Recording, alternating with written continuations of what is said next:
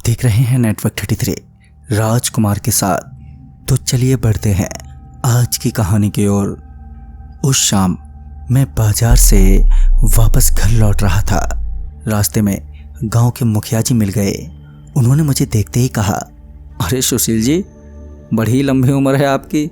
मैं अभी आपको याद कर रहा था।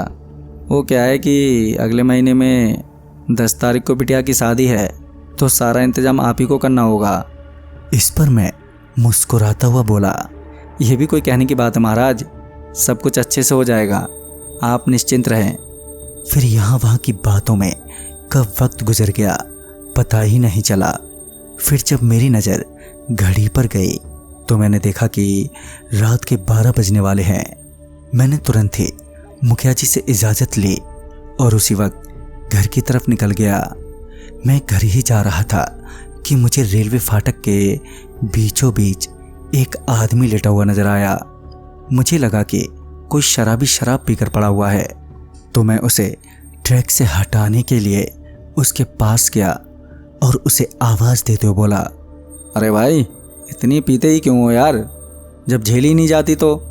जाहिर सी बात थी कि वो मेरी बात सुन ही नहीं सकता था और मैं बेवकूफ़ भैंस के आगे बीन बजाए जा रहा था। मैं उसे उठाने की पूरी कोशिश कर रहा था, पर पता नहीं क्यों वो उठ ही नहीं रहा था। तभी मैंने उसे उठाने के लिए अपना हाथ बढ़ाया तो वो आदमी पता नहीं कहाँ गायब हो गया। मैं उस आदमी के गायब होते ही एकदम से पीछे हटा और फिर मेरी आंखें फटी की फटी रह गईं।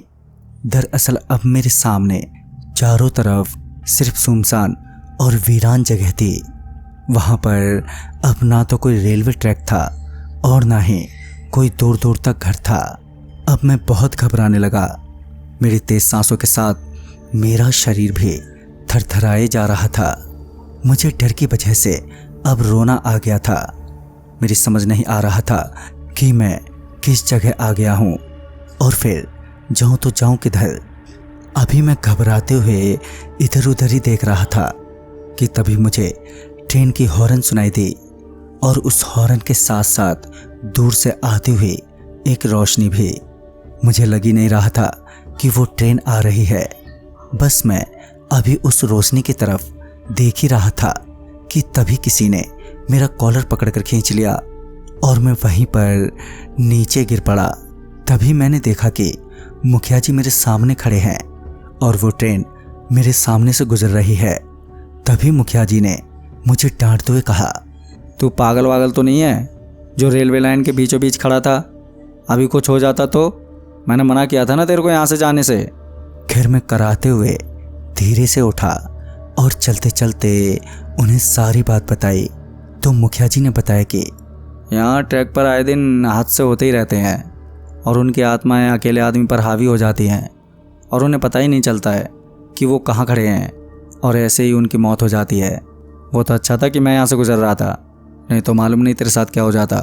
उस रात इसी तरह मुखिया से बातें करते हुए मैं घर निकल गया और मुखिया जी की वजह से मेरी जान बच गई। तो दोस्तों, इस कहानी में बस इतना ही। तब तक के लिए बाय एंड टेक केयर।